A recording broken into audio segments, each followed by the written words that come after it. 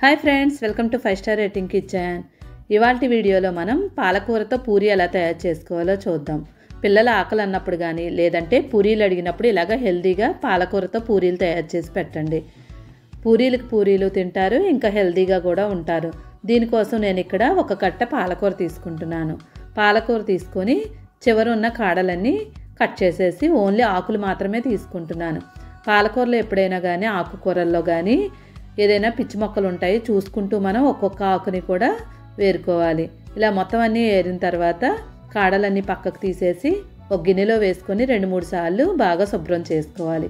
ఆకుకూరలో మట్టి ఎక్కువ ఉంటుంది కాబట్టి కనీసం 2-3 సార్లు శుభ్రంగా కడుక్కోవాలి. ఆకుకూర కడిగిన తర్వాత వెల్లుల్లిపాయలు కొన్ని, పచ్చిమిరపకాయలు ఒక 5, అల్లం ముక్క, చిన్న ముక్క, వీటిని శుభ్రం చేసుకొని పక్కన పెట్టుకోండి.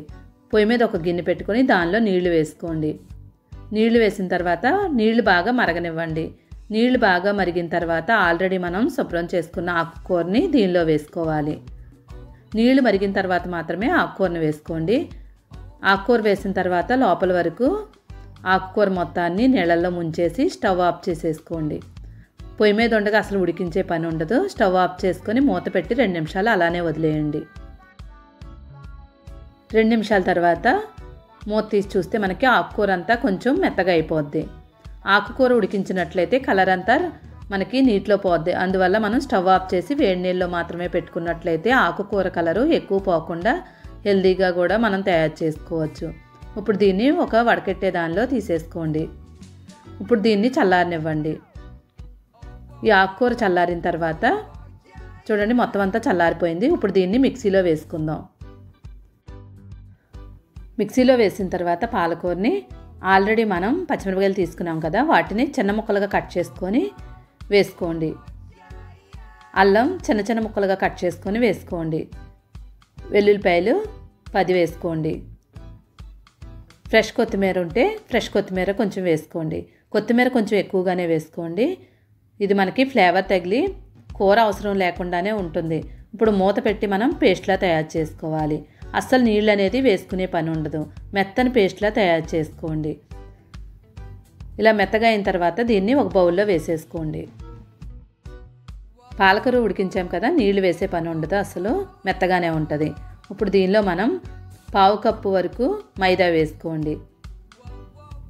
1/4 కప్పు గోధుమ పిండి వేసుకోండి. 1/4 కప్పు మైదాకి 1/4 కప్పు గోధుమ పిండి వేసుకోండి. నెక్స్ట్ 1/4 కప్పు ఉప్మా రవ్వ వేసుకోండి. సుజీ రవ్వ అంటారు కదా, ఈ ఉప్మా రవ్వ వేయడం వల్ల మనకి పూరీలు చక్కగా పొంగుతూ క్రిస్పీగా వస్తాయి. రుచికి తగినట్లుగా సాల్ట్ వేసుకోండి.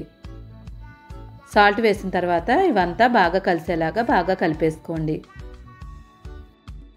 ఓన్లీ గోధుమ పిండితోనే తయారు చేసుకోవచ్చు, కానీ మైదా పిండి వేయడం వల్ల మనకి బైండింగ్ వచ్చి చక్కగా క్రిస్పీగా వస్తాయి. ఇంకా టేస్ట్ కూడా చాలా బాగుంటుంది. ఇప్పుడు మనం నీళ్లు వేసే పని లేకుండా ఆకుకూరతోనే మొత్తం పిండి అంతా కూడా కలిపేసుకోవచ్చు.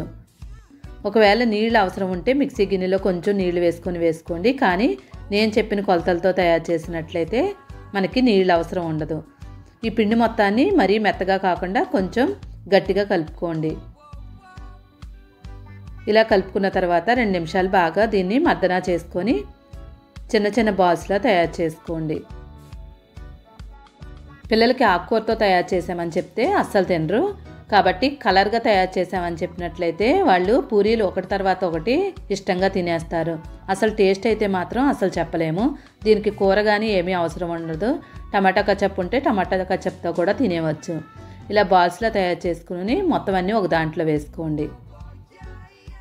ఇప్పుడు పూరీపేటకి అసలు పిండి జల్లే పని ఉండదు, అలానే చేసేసుకోవచ్చు. ఒకవేళ మెత్తగా ఉన్నట్లయితే కనుక కొంచెం పిండి జల్లుకోవచ్చు. పిండి జల్లకుండానే దీన్ని పూరీలాగా ఒత్తుకోండి. ఇది మనకు నచ్చిన సైజులో తయారు చేసుకోవచ్చు, చిన్నగా కానీ పెద్దగా కానీ. పొయ్యి మీద పాన్ పెట్టుకొని దానిలో నూనె వేసుకోండి. నూనె బాగా హీట్ అయిన తర్వాత మాత్రమే పూరీలను వేయించుకోవాలి. పూరీని నూనెలో వేసిన తర్వాత గరిటతో ప్రెస్ చేసినట్లయితే చక్కగా పొంగుతూ వస్తుంది. తప్పకుండా నూనె మాత్రం మరిగినట్లయితేనే మనకి పూరీలు పొంగుతాయి. ఈ టిప్ మాత్రం అస్సలు మర్చిపోవద్దు. చూసారు కదా, ఇది సింపుల్ అండ్ హెల్దీ అయిన రెసిపీ. మీకు కనుక నచ్చినట్లయితే తప్పకుండా లైక్ చేయండి, షేర్ చేయండి. ఇలాంటి మంచి మంచి వీడియోల కోసం 5 స్టార్ రేటింగ్ కిచెన్ని సబ్స్క్రైబ్ చేసుకోవడం మాత్రం మర్చిపోవద్దు. మీరు కూడా ట్రై చేసి ఎలా వచ్చిందో కామెంట్ చేయడం మాత్రం